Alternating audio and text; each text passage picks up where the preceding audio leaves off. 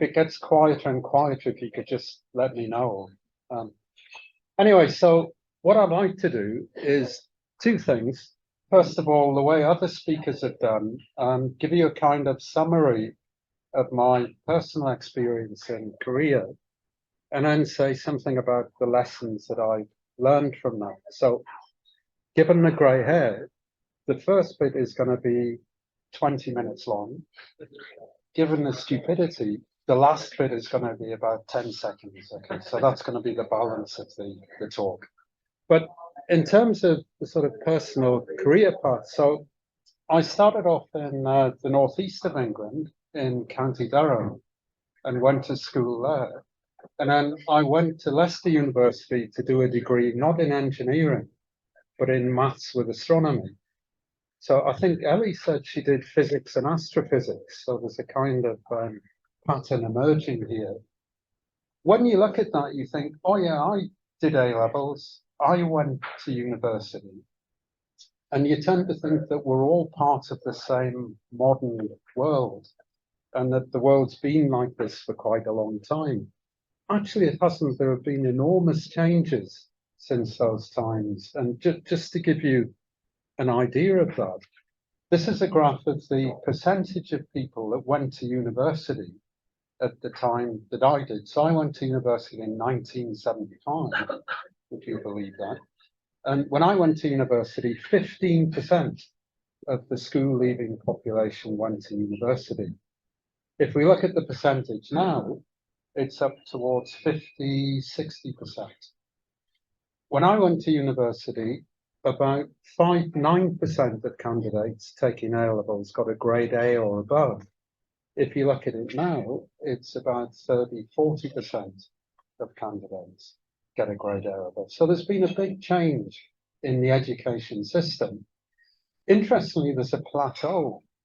So there was a kind of steady state for about 20 to 30 years between about 1960 and 1990. And then everything started to change very quickly. To give you another sort of startling figure, if you go to the left of that graph, my father left school in the 1930s, and he had to leave school at the age of 14. So he had no chance to stay on in education at all.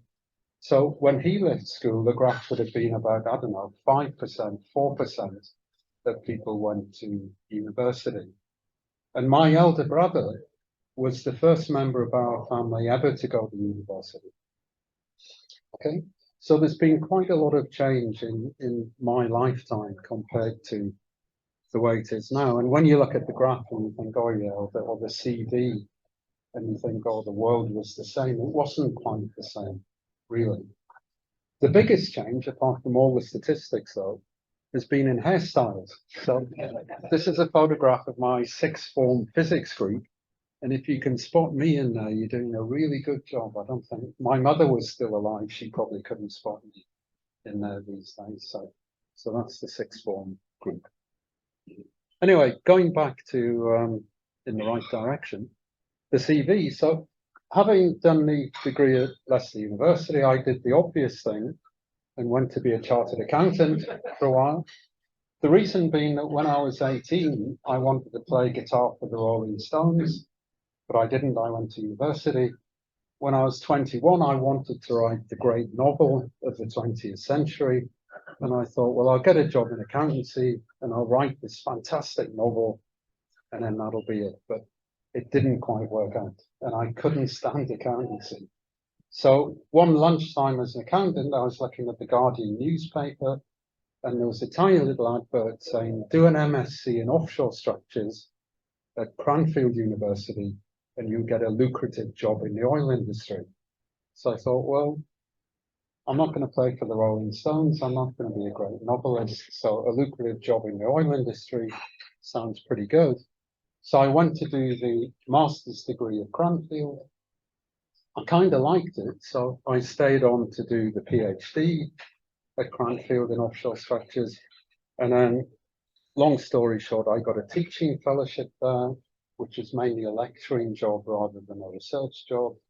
And then eventually got a lectureship at Cranfield. So I stayed at Cranfield for about 13 years, I think, altogether, whereas I'd intended to go for 1 year and just do the master's degree. Well, after that time at Cranfield, I ended up going to Southampton University, moving away from offshore structures. I got a lectureship or a senior lectureship in aerospace structures, and then eventually got a chair there. And then after 7 years at Southampton, I moved on to Cambridge, where I got an established chair at Cambridge. And then as you go through your career, the administration builds up. So at Southampton, I was deputy head of the aerospace department. And then at Cambridge, I was head of the mechanics division for 13 years. And now I'm retired, so I'm emeritus professor. So it's interesting, when you look at that, apart from what I was telling you about the Rolling Stones and the novel, if I hadn't said that, you'd look at that and think, oh, there's a well-planned career there. Isn't that great? That guy's a genius. He's worked it all out. He's done every step strategically. But as Ellie said, behind that, there's all kinds of failure that you wouldn't normally notice. So that job at Southampton was the second time I applied to Southampton. So a few years before, I applied for a lectureship at Southampton, went for an interview, and they turned me down. And then at the same time, I applied for a lectureship at Oxford, and they didn't even interview me. And then while I was a senior lecturer at Southampton, I applied for a professorship at Bath. They interviewed me, but gave it to someone else. So there's just all of this failure that's kind of hidden behind this. So it's not really a linear path. It's more a sort of erratic path that's sort of hidden behind the CV. But having said that, I'm pleased to have those failures because the way it worked out was fantastic. So I think I was happier with the random way it worked out than I would have been if I'd got some of the things that I applied for.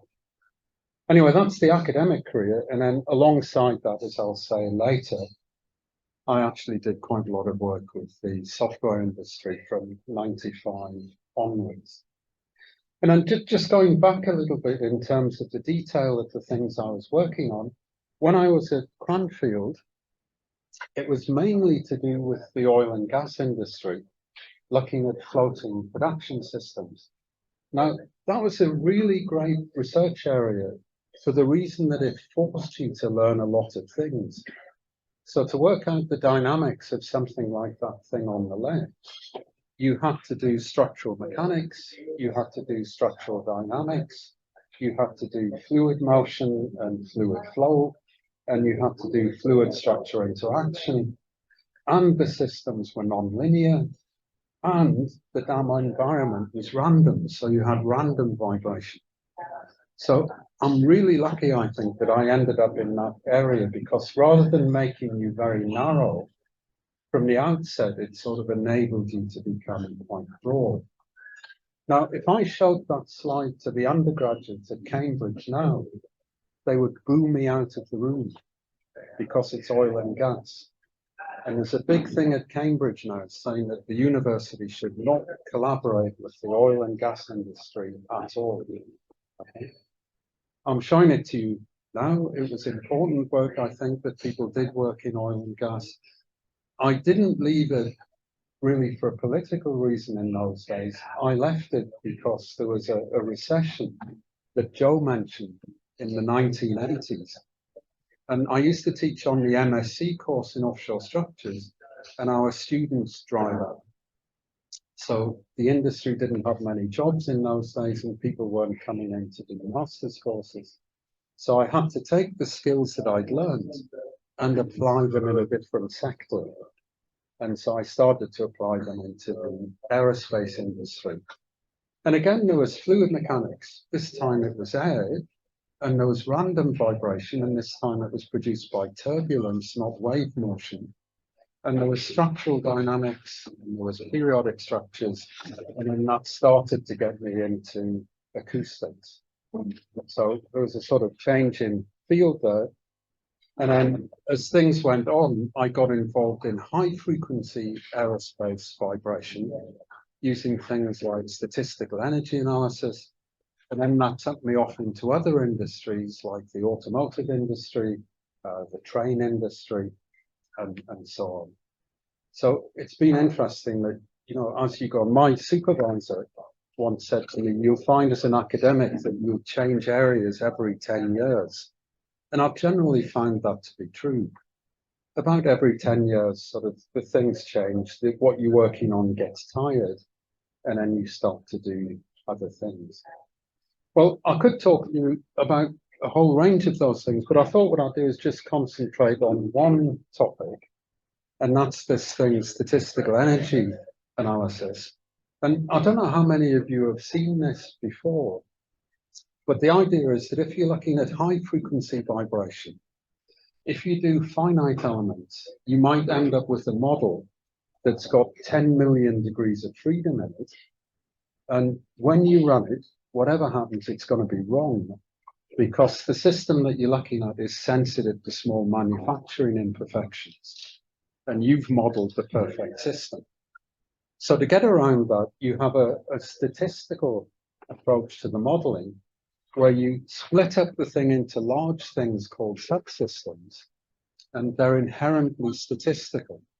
And you try and work out the mean and the variance of the response at high frequencies using this thing called SEA. Well, having got into sort of aerospace dynamics and so on, I got into SEA. And just for personal interest, I published a few unfunded single authorship papers in SEA. So I got a little bit of a reputation in the area without having funding up front, by just doing this work out of personal interest. Now, that had an interesting effect, because I was at Southampton just working at my desk one day, and there was a knock on the door, and this guy came in, and I'd never met him before. And he said, I've seen your papers in the Journal of Sound and Vibration working on SEA. I have a company in California called Vibro-Acoustic Sciences. Will you come over and work with us for 2 weeks, just to see if we've got things in common? So you'd think I would say yes, immediately.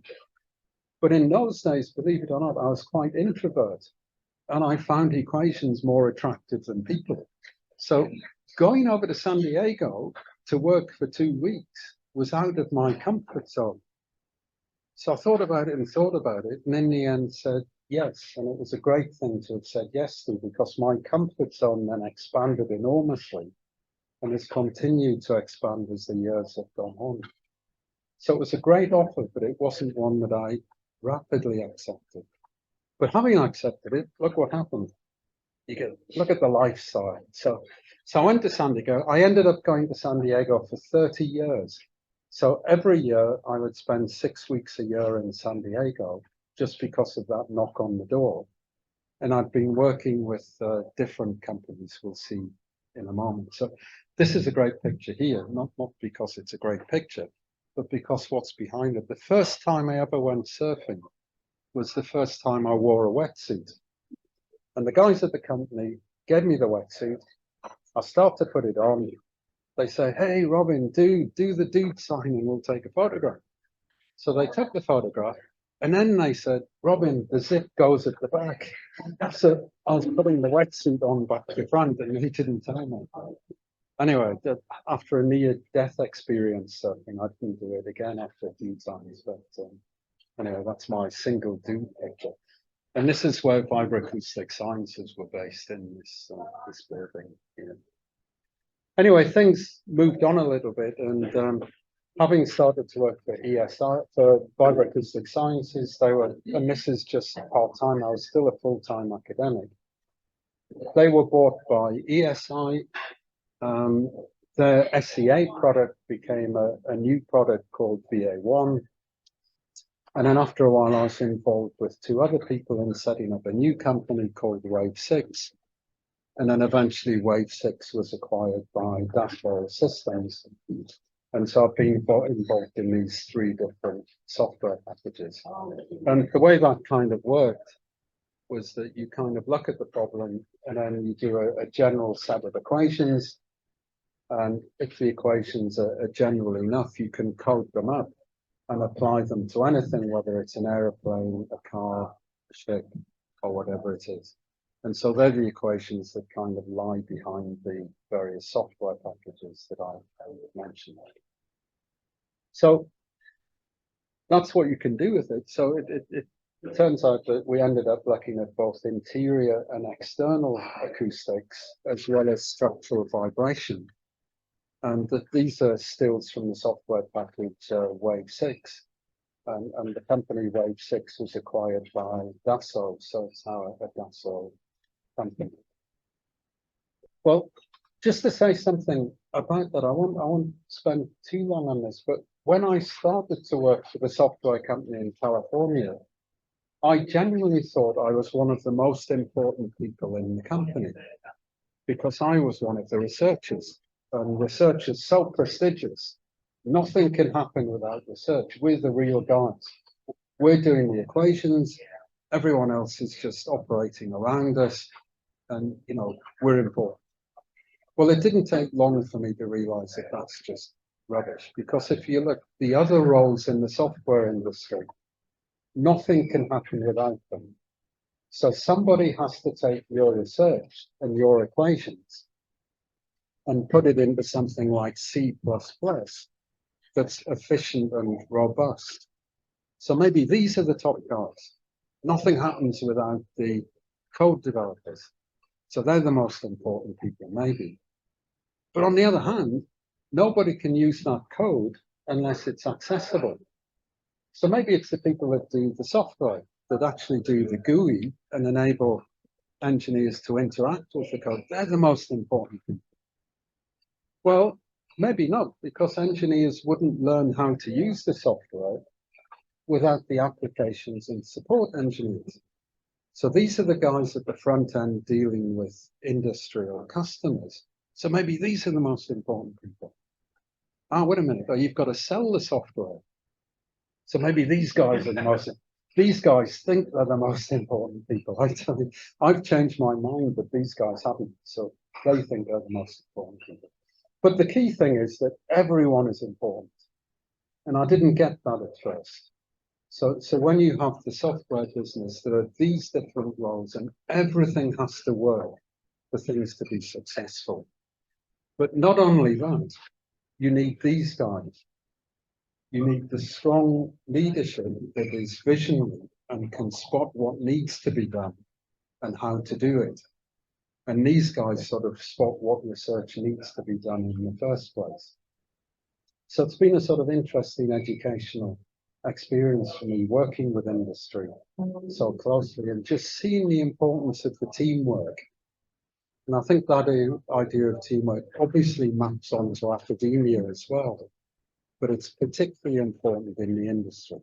So all of these different jobs are available in industry and they're all important and they're all interesting. So that's just some experience about working with the industry. So very quickly, what have I learned from this, apart from that I'm not that important? Well, there's a very interesting movie called Burn After Reading. I don't know if anyone's seen it. It's a Coen Brothers movie, and it's got George Clooney and Brad Pitt in it. And the closing bit of the movie is classic. So these are the final lines in the movie. So somebody says to somebody, "What have we learned from this, Palmer?" And Palmer says, "I don't know, sir."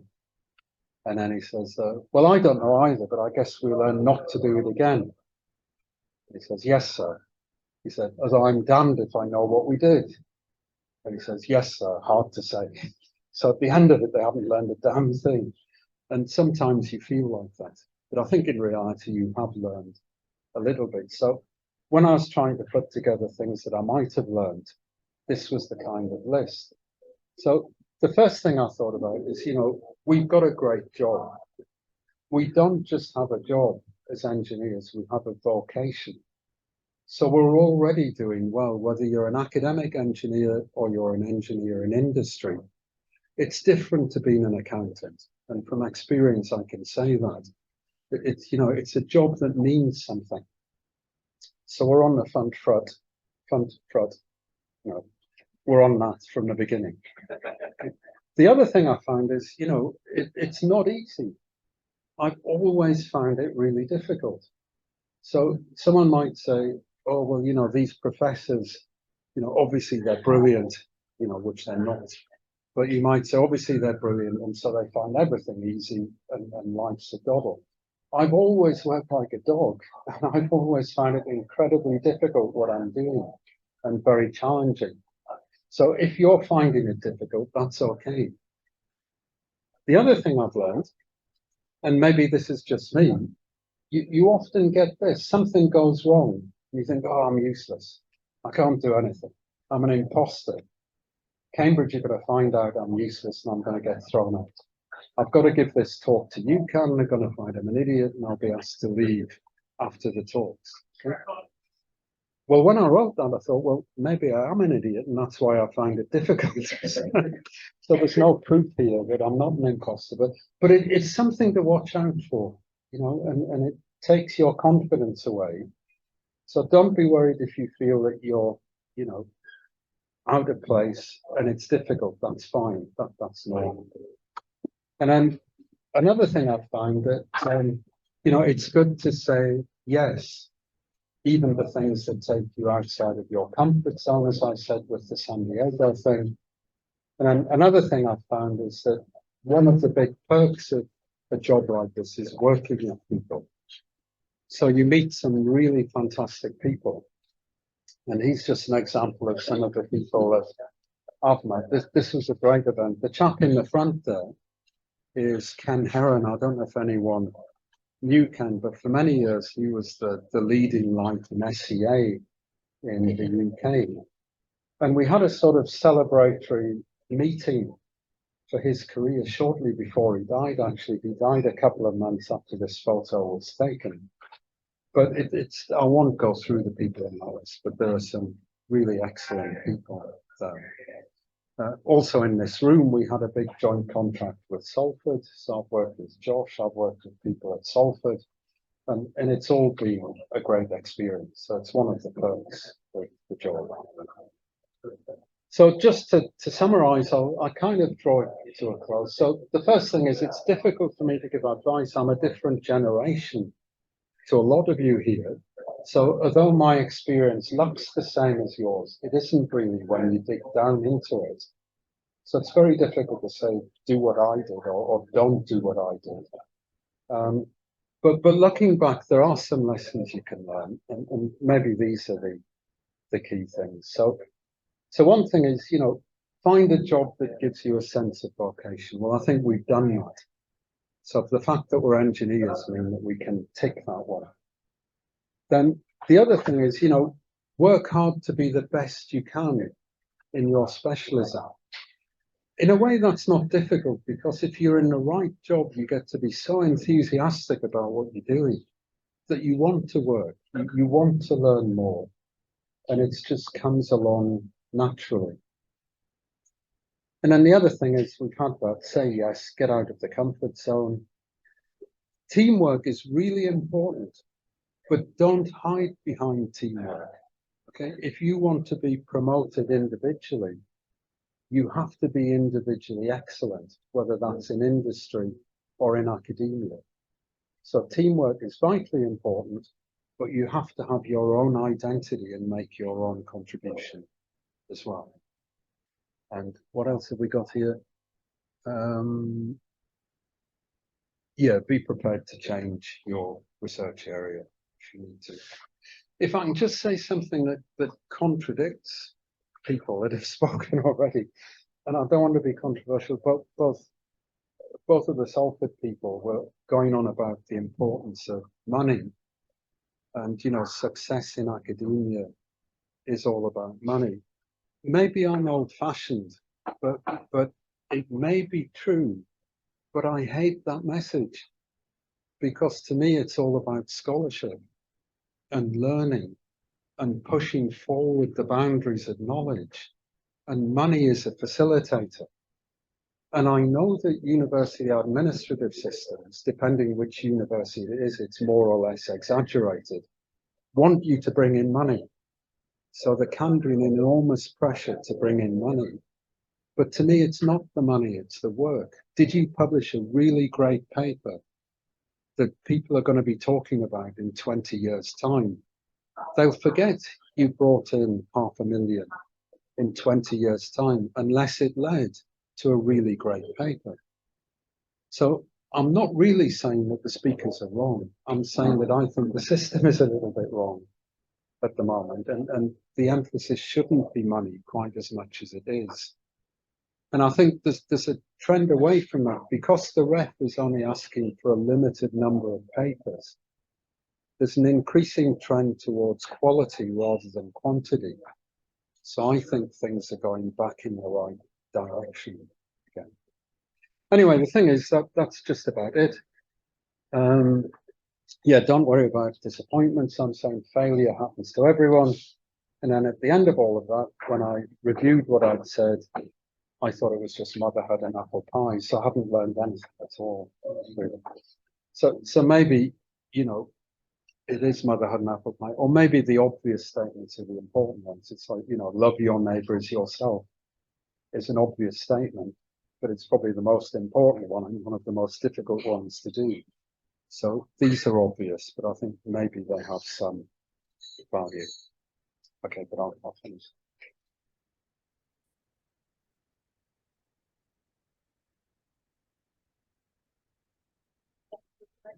If I can, thank you very much for this messages. I really sometimes it's kind of random the way you listen to it. I just wanted to make a utilization of the money thing. It's not like my personal opinion is you need to get money. It's probably the universities are judging us as a researcher in terms of the money we do. I don't, for me, the money is not, it's allowing you to create your team and do research. I mean, at the end of the day, you want to produce certain outcomes, impact, potentially 4-star papers. It's not like the money is going to be in your CV, like, this is what I got, is basically the paper. But my point is probably how universities are judging you. No, so I didn't mean to suggest that you didn't think that. So it's just that because it had been brought up by, and I think different universities see it differently. So, you know, if you take Salford and then you take Southampton and then you take Cambridge or you take, you know, Manchester, the emphasis would be a little bit different at the different universities. So Cambridge is, in a, you know, obviously it's in a privileged position, but it's, you bring in money to facilitate things. And when it comes to promotion, it's the output, not the input that's judged. But I do understand that universities where the bottom line isn't so healthy, it's more of a pressure. So sorry, it wasn't meant to be a criticism. Clarify my position. I understand.